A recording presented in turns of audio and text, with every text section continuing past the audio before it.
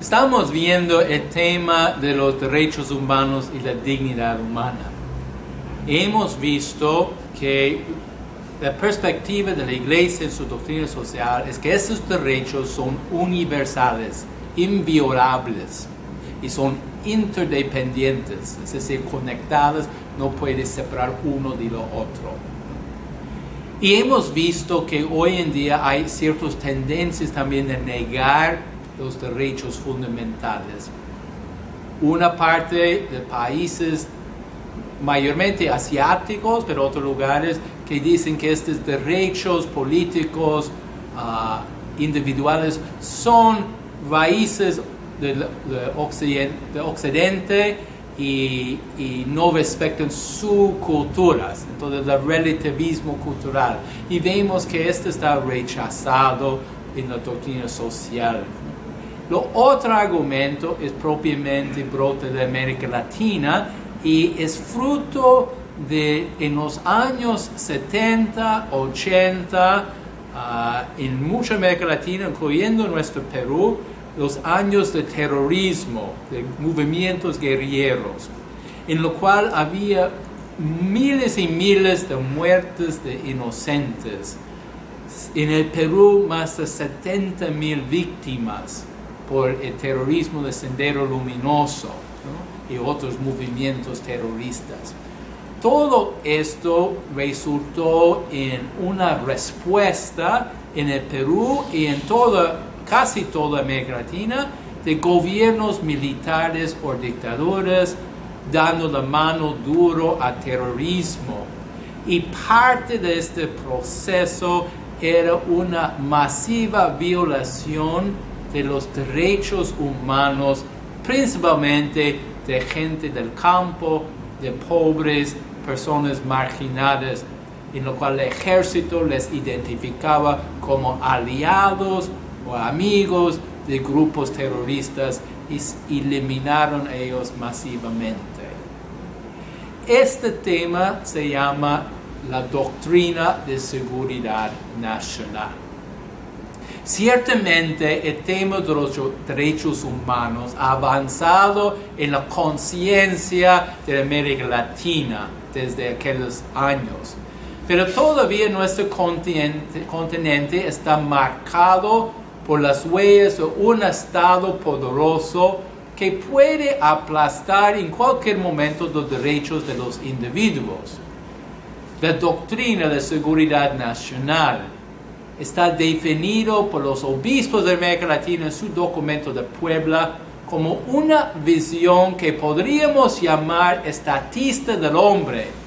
Pone el individuo al servicio ilimitado del supuesto guerra total contra los conflictos culturales, sociales, políticos y económicos. Es una visión del Estado y del hombre en contradicción con la visión cristiana, como los mismos obispos subrayan. La doctrina de seguridad nacional, entendida como ideología absoluta, no se armonizaría con una visión cristiana del hombre en cuanto responsable de la realización de un proyecto temporal, ni del Estado en cuanto administrador del bien común. Impone en efecto la tutela del pueblo por élites de poder, militares y políticas, y conduce a una acentuada desigualdad de participación en los resultados del desarrollo. Así dice textualmente nuestros obispos. Sin embargo, sería ingenuo creer que esta doctrina de seguridad nacional desapareció con la llegada de los regímenes democráticos. Ciertamente el documento de Puebla está escrito en 1979, cuando la mayoría de los gobiernos de América Latina, incluyendo el Perú, eran militares. Y cuando conflictos internos por causa de la guerrilla y la lucha entre los dos grandes bloques políticos, Estados Unidos y la Unión Soviética, resultó en una opresión militar espantosa en muchos de los países. Hemos avanzado mucho desde aquel entonces, pero la filosofía que se mantiene detrás de la ideología, de la doctrina de seguridad nacional, todavía marca a nuestros pueblos. La idea que el Estado es todopoderoso y que los derechos de uno puede sacrificarse en nombre de todos es parte de una cosmovisión de muchos de nuestros pueblos. En una sociedad donde aumenta el crimen y la delincuencia o reina todavía la guerra interna, el argumento de un Estado poderoso que impone lo que llama la seguridad nacional tiene una cierta atracción, pero es la atracción del engaño de las sirenas, ofreciendo una visión falsa de seguridad a precio de los derechos fundamentales de la persona, al final causando daños profundos. Según la visión de la Iglesia, estos derechos no son violables bajo ningún pretexto, porque viene de Dios, viene de ser criado por Dios. Confirma esta visión el secretario general de las Naciones cuando él recibió el centenario premio Nobel de la Paz, Kofi Annan. En su discurso, cuando recibió este premio Nobel de la Paz, él dice: la Carta Magna de las Naciones Unidas comienza con las palabras nosotros los pueblos. Lo que no está siempre reconocido es que nosotros los pueblos está hecho de individuos cuya reclamación de sus derechos fundamentales ha sido sacrificado demasiadas veces en el supuesto interés del Estado o nación. Un genocidio comienza con la matanza de una sola persona, no por lo que ha hecho, sino por quien es. Lo que comienza con la omisión de mantener la dignidad de una sola vida, demasiadas veces termina con la calamidad por naciones enteras. La amplitud de los derechos humanos. Ahora, viendo que hemos rechazado en la Iglesia esta perspectiva de que los derechos humanos son sacrificables, ahora es necesario considerar la amplitud de los derechos humanos.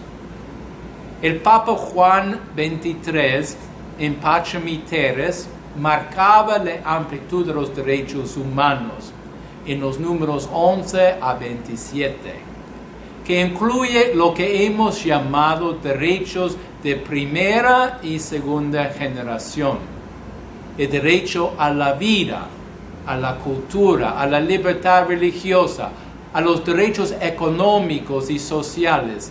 Forman parte de la matriz de la doctrina social de la Iglesia sobre los derechos humanos, que comenzaron a ser explicitados en Rerum Novarum. Por su parte, el Papa Pablo VI, en 1975, invocó al mundo a construir la civilización del amor, donde existen las condiciones económicas, morales, civiles, que permitan a la persona humana la posibilidad de una mejor condición de vida. Con este hilo conductor de su pensamiento, Pablo VI enfatiza que la promoción de los derechos del hombre era el camino hacia la paz, y que estos derechos crean una obligación de los países ricos de apoyar el desarrollo y los derechos sociales de los países más pobres. En Popularium Progresso, el mismo Papa subraya un triple deber, diciendo: este deber concierne en primer lugar a los más favorecidos. Sus obligaciones tienen sus raíces en la fraternidad humana y sobrenatural, y se presentan bajo un triple aspecto: deber de solidaridad en la ayuda que las naciones ricas deben aportar a los países en vía de desarrollo; deber de justicia social, enderezando las relaciones comerciales defectuosas entre los pueblos fuertes y débiles; y deber de caridad universal, por la promoción de un mundo más humano para todos, en donde todos tengan que dar y recibir, sin que el progreso de los unos sea un obstáculo para el desarrollo de los otros. La cuestión es grave, dice el Papa, ya que el porvenir de la civilización mundial depende de ello. Finalmente vemos una ampliación más de los derechos humanos en el magisterio de Juan Pablo II, que incluye todo lo mencionado anteriormente, pero a la vez lo enfoca sobre los derechos de las naciones y los pueblos contra las tendencias de neocolonialismos y su derecho de desarrollo propio y el derecho de cada pueblo a su propia identidad, a su propia independencia y seguridad, así como la participación en los bienes de la tierra. Muchas veces los derechos referidos al campo de las culturas son considerados derechos de la tercera generación, como hemos explicado, ya que la concientización acerca de los derechos de una cultura propia en contra de tendencias actuales de la globalización son reconocidos en las últimas décadas. Como ejemplo podemos considerar los documentos de las conferencias episcopales de los obispos de América Latina, donde en 1968 en Medellín ni mencionaron la existencia de los pueblos indígenas. En 1979, su siguiente conferencia menciona los indígenas, pero solo desde la óptica de la pobreza económica. Y es en 1992 donde por primera vez hablan de los indígenas en términos de su derecho cultural. Por eso podemos decir que la concientización de un derecho a la cultura, ¿no?, a su propia cultura, es una conciencia recién, y por eso lo llaman de la tercera generación. También el Papa promueve la democracia como manera de asegurar la participación de los ciudadanos en las opciones políticas que les afectan. Esta valoración de la democracia no es simplemente una expresión de uno de los derechos políticos, sino también apunta hacia una sociedad más justa económicamente. El Papa Benedicto XVI, a conmemorar el aniversario de Popularium Progresso, en su encíclica Caritas y Veritate, habla de la democracia económica. Entonces, la democracia política es el derecho de escoger su gobierno, escoger caminos propios sin interferencia de parte de otros pueblos, ¿no? Pero democracia económica significa también compartir los bienes más justos de la tierra. Y todo esto es una forma de protegernos contra lo que se llamaban los neocolonialismos. Los neocolonialismos usan esta palabra neo para decir nuevas formas de colonialismo. Anteriormente había la tradición colonial, España tenía sus colonias aquí en América Latina. Inglaterra tenía sus colonias en América del Norte. África se dividió entre colonias de Francia, Inglaterra, Alemania, Portugal, etc. Asia también fue dividido entre los países de Europa. Entonces, cada país poderoso controlaba poblaciones enormes como colonias, ¿no? Esta es la colonización tradicional. Y se va acabando en forma rápida después de la Segunda Guerra Mundial. Pero hay nuevas formas de colonialismo que no son colonialismos políticos. No es que el otro país te controle políticamente, pero por medio de mecanismos económicos, de tratos de comercio económico, países poderosos pueden controlar los países más débiles o más pobres. Y este es el neocolonialismo en el cual el Papa Juan Pablo II y sus sucesores han pronunciado.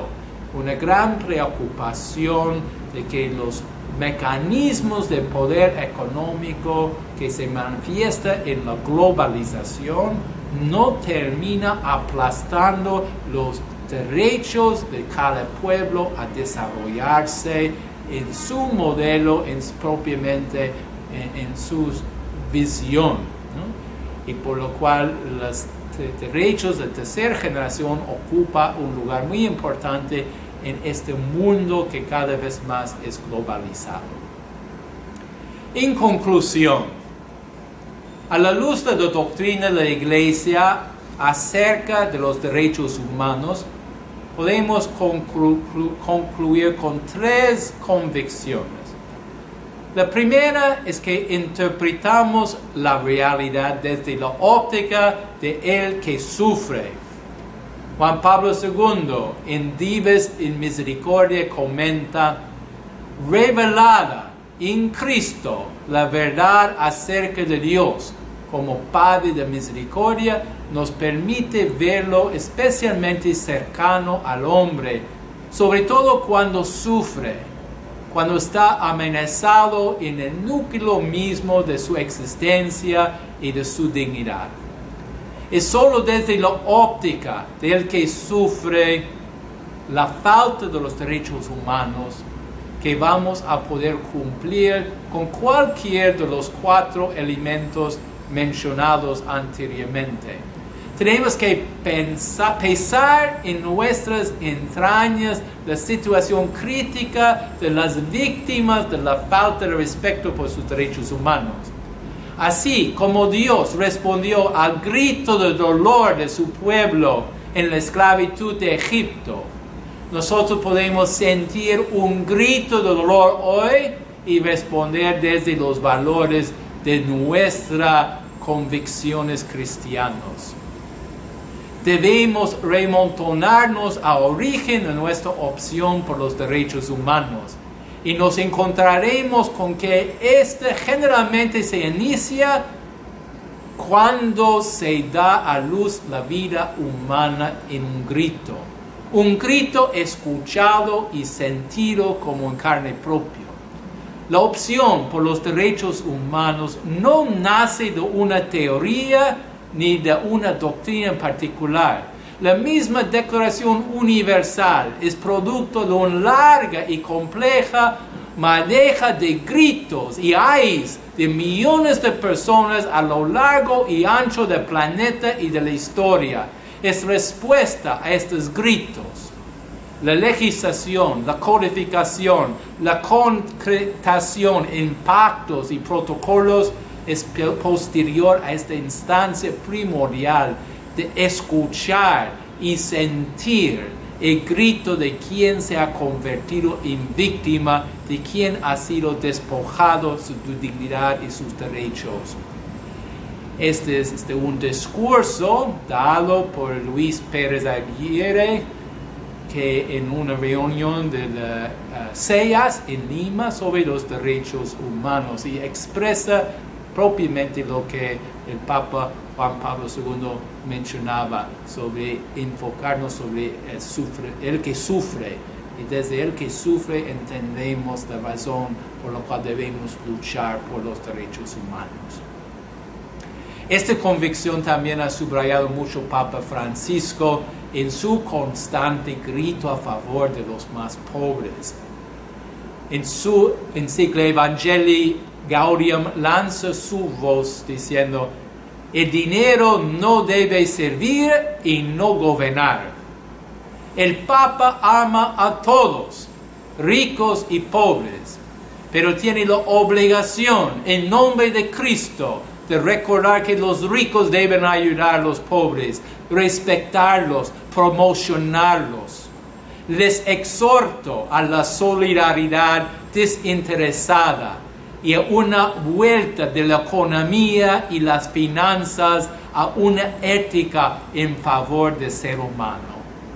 Vemos como el Papa grita por el dolor por los que son más pobres. La segunda convicción, en conclusión, es la convicción que la buena nueva de Cristo nos revela lo que es ser humano. Y nada puede ser justificado que va en contra del Evangelio de la vida. Cristo Redentor revela plenamente el hombre al mismo hombre. En esta dimensión el hombre vuelve a encontrar la grandeza, la dignidad y el valor propios de su dignidad. Este profundo estupor respecto al valor y la dignidad del hombre se llama evangelio, es decir, buena nueva. Se llama también cristianismo. Este estupor justifica la misión de la Iglesia en el mundo.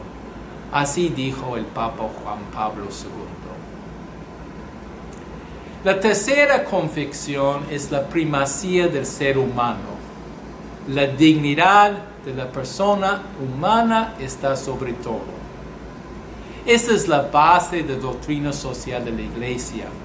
Y tiene que ser clara que en un mundo donde las ideologías reinantes no creen en este principio y fácilmente pueden engañarnos si no tenemos claro esto. Aun cuando hay posturas de la Iglesia que no se aceptan en muchas partes del mundo, la razón por la cual la Iglesia tiene que insistir en su perspectiva está basada en esta creencia profunda que la dignidad humana es por ser creado por Dios. Como dijo el Papa Francisco, nos cuesta mostrar que cuando planteamos otras cuestiones que despierten menor aceptación pública, lo hacemos por fidelidad a las mismas convicciones sobre la dignidad humana y el bien común. Gracias.